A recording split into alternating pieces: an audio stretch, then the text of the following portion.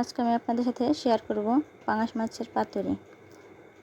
পাঙাশ মাছের পাতুরি আসলেও কি যে মজা, যদি আপনারা একবার বানিয়ে খেতে পারেন তাহলে দেখবেন। ঘরোয়া টিপস কিভাবে আমি পাঙাশ মাছের পাতুরি আজকে রেসিপিটি রান্না করলাম। আসসালামু আলাইকুম, কেমন আছেন সবাই? আশা করি ভালোই আছেন। বরাবরের মতো আলহামদুলিল্লাহ আমিও ভালো আছি। আজকে চলে আসলাম পাঙাশ মাছের পাতুরি নিয়ে।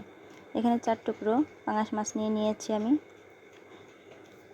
লবণ দিয়ে দিচ্ছি এবং একটা লেবু দিয়ে দিচ্ছি। আসলে পাঙাশ মাছে তেলাক্ত, এটা হচ্ছে পাঙাশ মাছ অনেক তেলের মাছ, এর জন্য লেবুটা দিয়ে দিচ্ছি।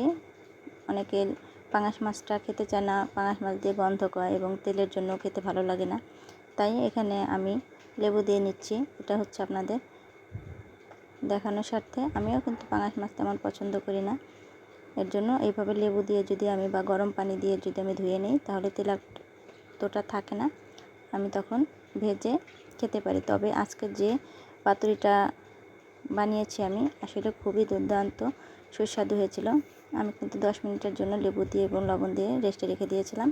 এখানে যে আমাদের এখানে খসখসে পাতা বলে না কিসের পাতা বলে, যাই হোক এক এক দেশের এক একটা পাতা মানে গাছের নাম বলে। আমি এই পাতা দুটো নিয়েছি। আপনারা চাইলে কিন্তু মাজনি দিয়েও এই পাঙাশ মাছের এটা উঠায় নিতে পারেন। আমি কিন্তু একটু ঘষে নিচ্ছি, যেহেতু বাজার থেকে কেনা মাছ এগুলো কিন্তু ওই থাকে না। আমি পুরো মাছটা ওইভাবে নিয়েছিলাম না। এখানে 4 টুকরো মাছ নিয়েছি। আমি কিন্তু দেখেন ঘষে পরিষ্কার করে নিচ্ছি। আসলে সুন্দর মতো অতটা পরিষ্কার হয়নি, যাই হোক যতটুকু হয়েছে আমি ঠিক ততটুকুই নিয়ে নিয়েছি। আপনারা কিন্তু এই টিপসটি ফলো করে অবশ্যই এইভাবে পরিষ্কার করে নেবেন। এবং এই পাতুরিটা যে রান্না কতটাই সুস্বাদু হয়েছিল সেটা আর কি বলে বোঝানো যাবে না। আমি কিন্তু এখানে একটু আদা রসুন পেঁয়াজ কুচি নিয়েছি, সঙ্গে 2টো শুকনো মরিচও দিয়ে দিব। দেখেন 4টা শুকনো মরিচ দিয়ে দিয়েছি আমি। এগুলো সব কিছু ভেজে নিব। এগুলো কিন্তু একটু লালটা করে ভেজে নিতে হবে, মানে বাদামি কালারের। আমি কিন্তু আস্তে আস্তে নেড়ে চেড়ে এগুলো সব কিছু ভেজে নিচ্ছি। আসলে কাঁচাও এটা মানে কাঁচা বেটেও পাতুরিটা রান্না করা যায়। আমি কিন্তু কটা জিরাও দিয়ে দিলাম, আপনারা চাইলে কাঁচাও দিতে পারেন। আমি একটু ভেজে নিচ্ছি, মানে অন্য রকম একটা স্মেল আসবে। এখানে আমার কিন্তু বাটিতে চলে এসেছে, আমি কিন্তু পাটায় বেটে নিব এখন। দেখেন পাটায় বেটে নিচ্ছি মশলাটা।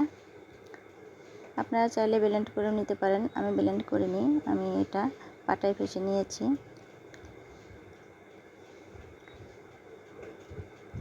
দেখেন কত সুন্দর একটা মশলাটার কালার এসেছে।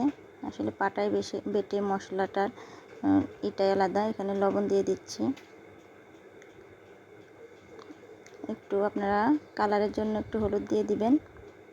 হলুদ আর লবণ দিয়ে আমি এখানে মেখে নিচ্ছি। এখানে কিন্তু শুকনো মরিচ দিয়েছি, আদা রসুন পেঁয়াজ সব কিছুই কিন্তু ভেজে নিয়ে বেটে নিয়েছি। আপনারা চাইলে কাঁচাও দিতে পারেন, কাঁচা দিলেও হবে।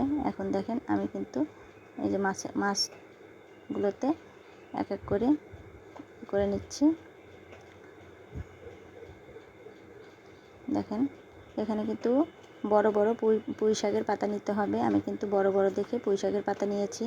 এগুলো কিন্তু আমার গাছেরই পুঁই শাকের পাতা আমি কিন্তু দিয়ে নিয়েছি। আপনারা চাইলে একটু বেশি করে দিয়ে দেখেন। মাশাআল্লাহ অনেক সুন্দর হয়েছে। দেখেন আমি কিন্তু চুলাতে চলে এসেছি। এখন একটু ঢেকে দিব 10 মিনিটের জন্য।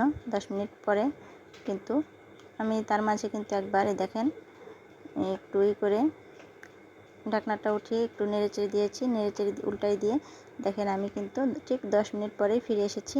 মাশাআল্লাহ কতটা লোভনীয় হয়েছে। এর মাঝে কিন্তু আমি দেখেন আমি কিন্তু পাঙাশ মাছও রান্না করে নিয়েছি আমার মেয়েদের জন্য, যেহেতু আমার মেয়েরা ওটা খাবে কিনা জানি না, তবে আমি যখন খেয়েছি আমার মেয়েরা মাশাআল্লাহ তারাও খাওয়ার জন্য অনেকটাই করছে। আমার ভিডিওটি যদি ভালো লেগে থাকে প্লিজ একটু সাবস্ক্রাইব করে দিবেন, কমেন্ট করে জানাবেন। আজ এই পর্যন্তই, আল্লাহ হাফেজ।